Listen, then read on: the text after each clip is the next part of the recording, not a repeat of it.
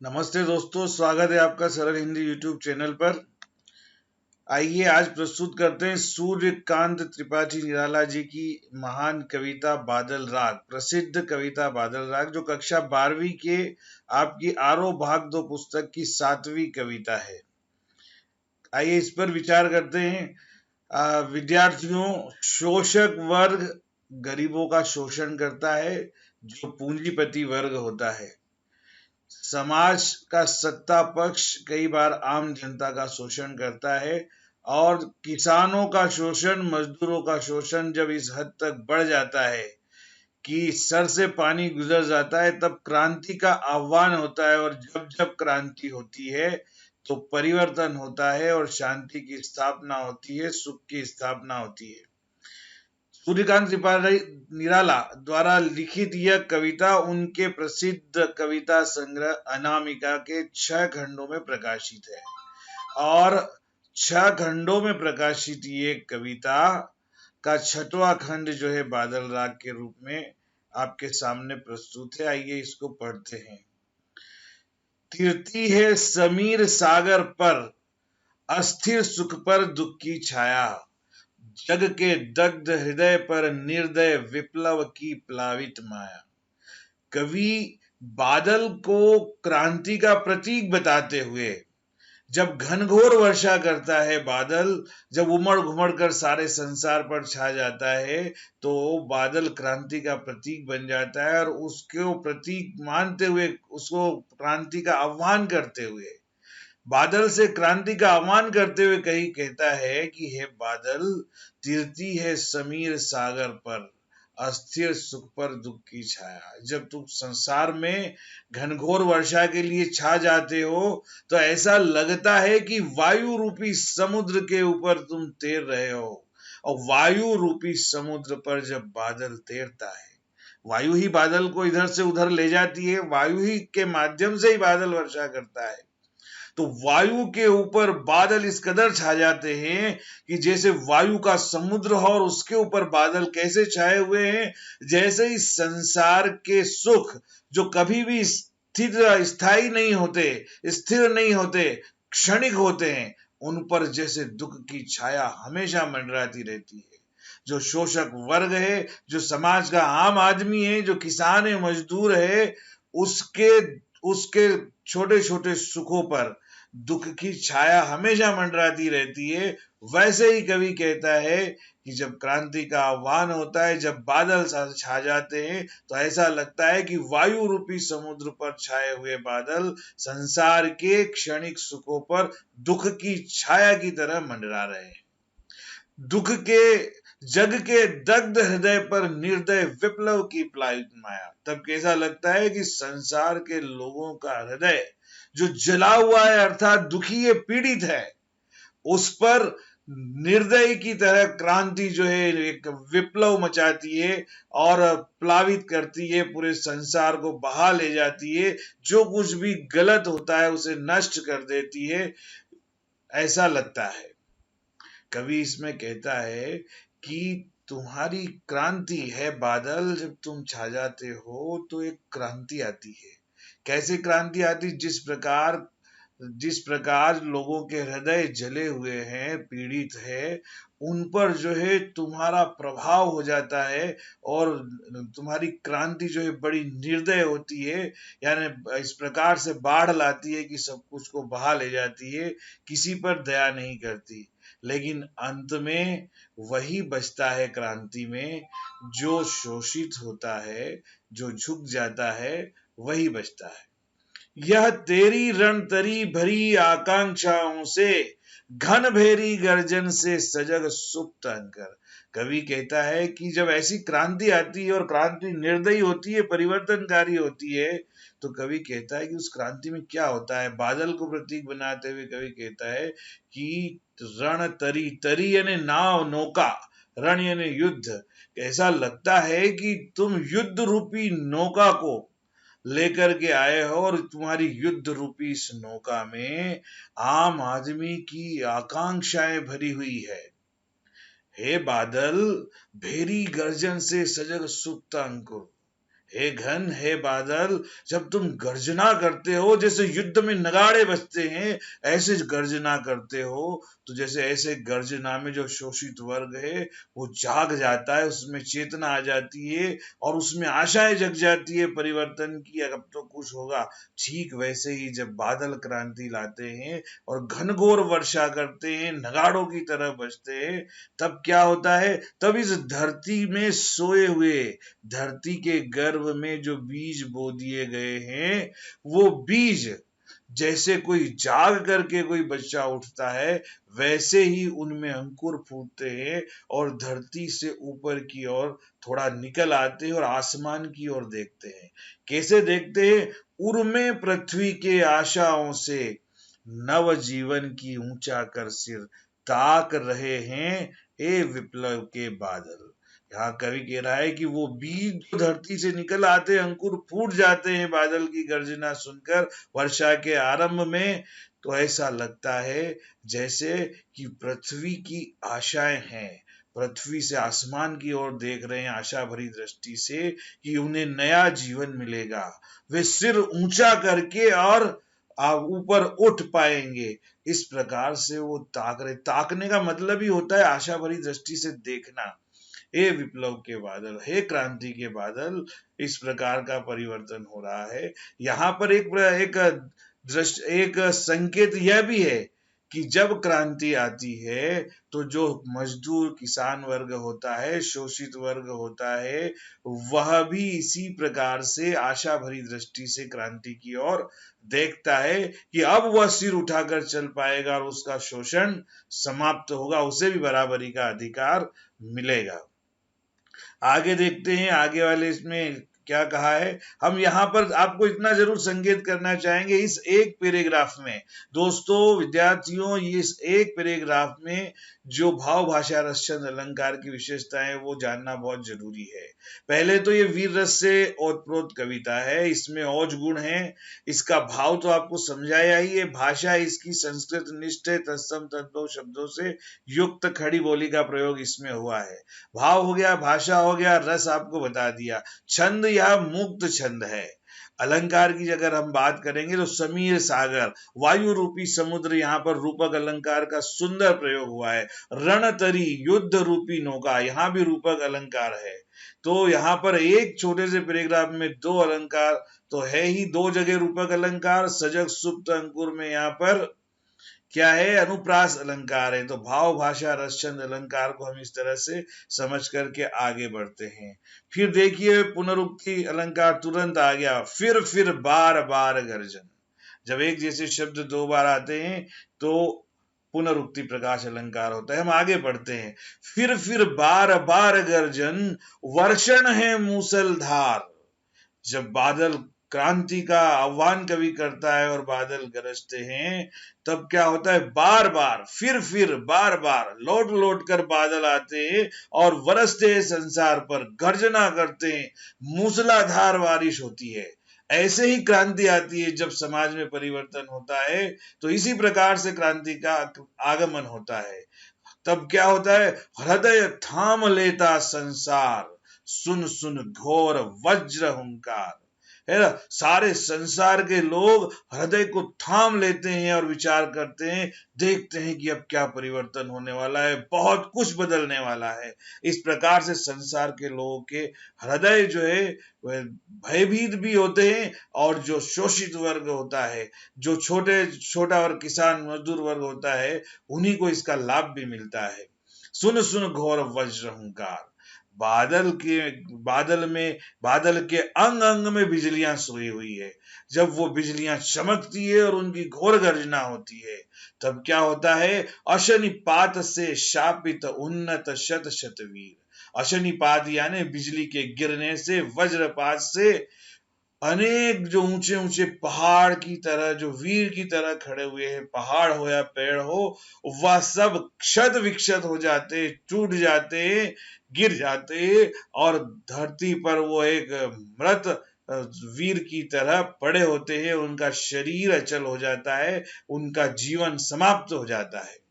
गगन स्पर्श स्पर्धा धीर, और इस प्रकार गगन को छूने वाली स्पर्धा जो है होती है। तो ये वीर जो होते हैं, धीर जो होते हैं, कितने भी बड़े वीर हो, जब क्रांति आती है तो कोई कितना भी बड़ा शक्तिशाली हो वह धराशायी हो जाता है। लेकिन इसका लाभ जिनको मिलता है उन पर कोई फर्क नहीं पड़ता। आगे इसी बात को पंक्ति में दिखाया गया है। हंसते हैं छोटे पौधे लघुभार, शस्य अपार, हिल हिल खिल खिल हाथ हिलाते तुझे बुलाते, विप्लव रव से छोटे ही है शोभा पाते। कवि ने यह बताने की कोशिश की है, कवि ने यह स्पष्ट किया है कि जब ऐसी गगन स्पर्शी स्पर्धा होती है, क्रांति आती है, तो क्या होता है, छोटे पौधे जो होते हैं, कितनी भी बादल की गर्जना हो, जो छोटे छोटे पौधे होते हैं जिनका भार छोटा सा होता है, जो हरे हरे अभी शस्य अपार यानी जो हरे हरी घास होती है, हरे हरे पौधे होते हैं, उनके हृदय में अपार सुख उपजता है, वो हर्षित होते हैं। ऐसा लगता है कि वो खूब प्रसन्न है और अपनी प्रसन्नता को हिल हिल करके और खिल करके, हाथ हिला करके, और तो क्रांति का आह्वान कर रहे हो, बादल को बुला रहे हो। ऐसा लगता है कि वो प्रसन्न है, उनकी आशाएं, उनकी उम्मीद जो है बहुत बढ़ गई है और जग गई है। क्यों? क्योंकि विप्लव रव से छोटे ही है शोभा पाते। क्रांति की जो आवाज होती है, क्रांति का जो कलरव होता है, क्रांति का जो स्वर होता है जिसे विप्लव रव कहते हैं, उससे हमेशा छोटे लोग ही शोभा पाते हैं। बड़े बड़े लोग जो जिन्हें हम पूंजीपति धनपति कहते हैं, वे क्रांति से भयभीत हो जाते हैं। आइए इसी भाव को अगले स्ट्रेंजा में कवि ने अगले अनुच्छेद में बताया है। कवि क्या कहता है? अट्टालिका नहीं है रे आतंक भवन, सदा पंख पर ही होता जल विप्लव प्लावन, क्षुद्र प्रफुल्ल जलज से सदा झलकता नीर, रोग शोक में भी हंसता है शैशव का सुकुमार शरीर।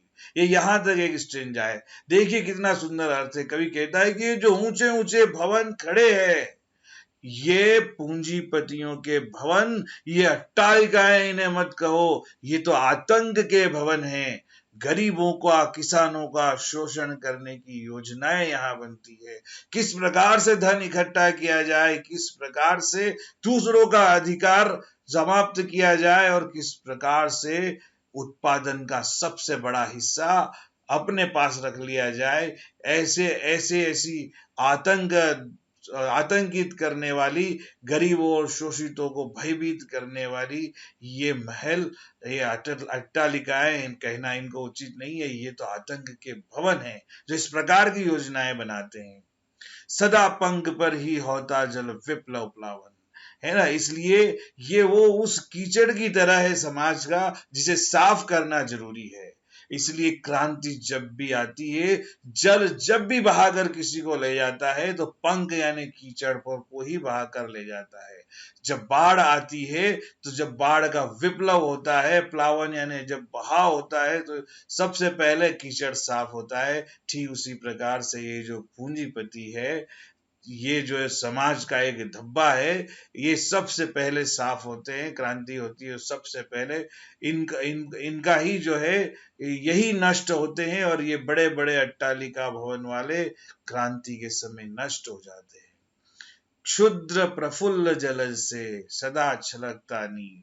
और जो शोषित समाज है, जो किसान है, मजदूर है, वो कैसे होते हैं? कमल के फूल की तरह होते हैं, जो पलते भले ही कीचड़ से हो, लेकिन प्रफुल्लित होते हैं, और जलज यानी कमल के फूल की तरह वो उस कीचड़ को स्पर्श भी नहीं करते, और वो वैसे के वैसे ही जल में खड़े रहते हैं। सदा छलकता नीर, उनसे जो है पानी जो है वो सदा ही उनसे छलकता रहता है। रोग शोक में भी हंसता है शैशव का सुकुमार शरीर। जैसे बचपन में छोटा सा बालक होता है, उसका शरीर जो कोमल होता है, सुकुमार होता है, छोटा मोटी बीमारी हो जाए, रोग हो जाए, दुख हो जाए, सुख हो जाए, तो वो सुख दुख से अनभिज्ञ रहता है बच्चा, अनजान रहता है, और वो उस सुख के समय, दुख के समय और किसी रोग के समय भी उसके चेहरे की प्रसन्नता कम नहीं होती। ठीक उसी प्रकार समाज का जो छोटा तबका होता है, हमेशा मुस्कुराता रहता है। आगे इन्हीं पूंजीपतियों के बारे में अगले पद्य में लेखक ने कहा है, रुद्ध कोश है क्षुब्ध तोष, रुद्ध कोश है क्षुब्ध तोष, अंगना अंग से लिपटे भी आतंक अंक पर कांप रहे हैं। देखिए आगे कवि बता रहा है कि रुद्ध कोश है क्षुब्ध तोष, इन पूंजीपतियों के घर का खजाना भरा हुआ है लेकिन रुद्ध है, रुका हुआ है। वह आम आदमी के लिए, किसान मजदूर के लिए नहीं खोलता उसे, तो उसका जो खजाना है इतना भरा हुआ है कि फिर भी उसका तोष यानी संतोष क्षुब्ध है, फिर भी उसका मन नहीं भरा है, फिर भी उसे संतोष नहीं है, और अपनी अट्टालिकाओं में अंगना अंग से लिपटे भी आतंक अंक पर कांप रहे। जब क्रांति आती है तो ये पूंजीपति अपनी पत्नियों के साथ रहकर भी जिस सुख की कामना ये करते हैं, उस सुख के साथ रहकर भी, उनके आलिंगन में होकर भी ये भयभीत हो रहे हैं, क्रांति के कारण, परिवर्तन के डर से कांप रहे हैं। ये जिस सुख में रह रहे हैं वो सुख भी इन्हें, वो अट्टालिकाएं और सारा सुख वैभव इन्हें जो है सुख नहीं दे पा रहा है। जब क्रांति आती है, धनी वज्र गर्जन से बादल, तो ये धनी लोग इस प्रकार से उनकी स्थिति हो गई है, वज्र गर्ज है बादल, तुम्हारे वज्र गर्जन से, तुम्हारी क्रांति की गर्जना से ये जो अट्टालिकाएं हैं, ये भवन भी कांप रहे हैं। शीर्ण बाहु है शीर्ण शरीर, देखिए जो पूंजीपति वर्ग है, शोषक वर्ग है, वो तो कांपता है क्रांति के डर से। जिस प्रकार बादल की क्रांति से बड़े बड़े भवन धराशायी हो जाते हैं, ठीक उसी तरह बड़े बड़े पूंजीपति धराशायी हो जाते हैं जब क्रांति आती है, समाज में परिवर्तन होता है तो। लेकिन क्या दूसरी तरफ का दृश्य देखिए कि त्रस्त नयन मुख ढांप रहे हैं। ये लोग तो अपने अपने डरे हुए आंखों से अपने मुख को भी छुपा रहे हैं, लेकिन दूसरी की स्थिति क्या है, जीर्ण बाहु है शीर्ण शरीर। वह किसान, वो मजदूर जिसकी भुजाएं बड़ी कमजोर हो गई है, दुबला पतला हो गया है जिसका शरीर, हे बादल तुझे बुलाता कृषक अधीर, वह किसान तुझे बुला रहा है, आशा भरी दृष्टि से तुझे पुकार रहा है, ए विप्लव के वीर, कि अरे क्रांति के वीर, चूस लिया है उसका सार। उस किसान का जो कुछ भी श्रम था, वो सारा श्रम उससे करवा करके, जैसे उसके खून को तक चूस लिया है इन पूंजीपतियों ने, उसका सारा जो है क्षमताओं को नष्ट कर दिया है। अब तो उसका केवल शरीर का जो है हड्डी मात्र रह गई है, कंकाल वो रह गया है, इतना दुबला हो गया है उस शोषण से, वो उसकी स्थिति जो है शोषित की इतनी खराब हो गई है कि हाड़ मात्र ही है आधार, हे जीवन के पारावार। अब तो इस जीवन को पार लगाने वाले क्रांति के वीर तुम ही हो, इन कृषक की, इन मजदूरों की आशाओं के जो है पारावार अब तुम अकेले ही हो। तो यहाँ पर ये कविता समाप्त होती है दोस्तों। इसमें पहला प्रश्न दिया है मैंने, आप प्रश्न बताऊं इसके पहले आपको मैंने बताया है कि इसमें आतंक भवन जो है, अट्टालिका नहीं है रे आतंक भवन। यहाँ पर दोस्तों इसमें रूपक अलंकार है, पूरी की पूरी कविता वीर रस और ओजगुण से युक्त है। पहले भी मैंने बता दिया, भाव आपको समझा दिया है, भाषा इसकी तत्सम तद्दो शब्दों से युक्त खड़ी बोली है, रस इसमें वीर रस है, औज गुण है, और इसका छंद जो है मुक्त छंद है। निराला जी ने जितना भी लिखा है लगभग सभी मुक्त छंद में ही लिखा है। तो ये भाव भाषा और कहीं कहीं अनुप्रास अलंकार है, लेकिन ज्यादातर जगह पर जो मुख्य 3 स्थान है वहां पर इस कविता में रूपक अलंकार है। वो 3 जगह समीर सागर और रणतरी और आतंक भवन, ये हमेशा याद रखिए। देखिए 1-2 प्रश्न उत्तर पर हम थोड़ा चर्चा कर लेते हैं जो खास है, और इस पाठ से अनिवार्य रूप से एक न एक पद आता ही है, और करीब करीब 6 से 7 मार्क्स का, 8 मार्क्स तक के प्रश्न इससे प्रति वर्ष आते हैं, इसलिए ये इसको ध्यान से और थोड़ा सा 2-3 क्वेश्चन हम समझा देते हैं। अस्थिर सुख पर दुख की छाया, पंक्ति में दुख की छाया किसे कहा गया है और क्यों? यहाँ पर अस्थिर सुख पर दुख की छाया, जो जिस प्रकार से गरीब व्यक्ति, शोषित व्यक्ति के ऊपर दुख की छाया हमेशा मंडराती रहती है, लेकिन वैसे ही जब क्रांति आती है तो पूंजीपतियों के और जो भी शक्तिशाली है, जो शोषक है, उन पर दुख की छाया छा जाती है। तो वो दुख की छाया वैसी ही होती है जैसे शोषित वर्ग के जो क्षणिक सुख होते हैं, अस्थिर होते हैं, उन पर हमेशा दुख की छाया मंडराती रहती है। ऐसा कहा गया है। अश्निपात से शापित उन्नत शश्वत वीर, पंक्ति में किसकी ओर संकेत किया गया है? पंक्ति में यहाँ पूंजीपतियों की ओर संकेत किया गया है कि जो अपने आप को शक्तिशाली समझते हैं, वीर समझते हैं, अजय समझते हैं, वे सारे के सारे पूंजीपति, सैकड़ों वीर हो चाहे, जब क्रांति आती है तो उसी तरह से धराशायी हो जाते हैं कि जब बादल घनघोर वर्षा करके विप्लव लाते हैं, बाढ़ लाते हैं, तो बड़े बड़े भवन जो है बादलों के उस गर्जना के साथ और उस मूसलाधार बारिश में धराशायी हो जाते हैं, बह जाते हैं। ठीक उसी प्रकार से पूंजीपति शोषक वर्ग भी क्रांति में नष्ट हो जाता है और नव निर्माण होता है।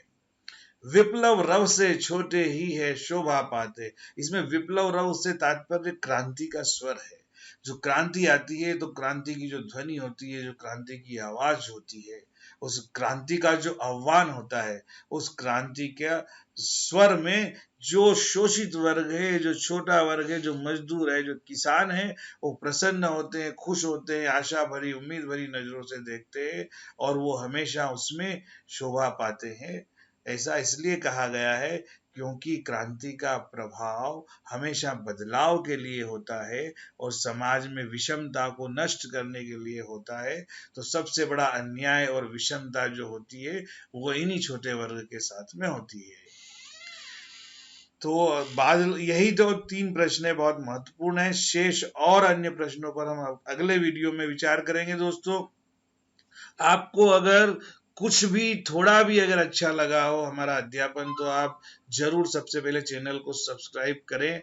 आपको कहीं कोई शंका है, संदेह है, तो हमारे फोन नंबर पर, हमारे व्हाट्सएप पर, फेसबुक पर, ग्रुप पर आप संपर्क करें। हम आपकी शंका का समाधान अनिवार्य रूप से करेंगे। नमस्ते, धन्यवाद, थैंक यू वेरी मच।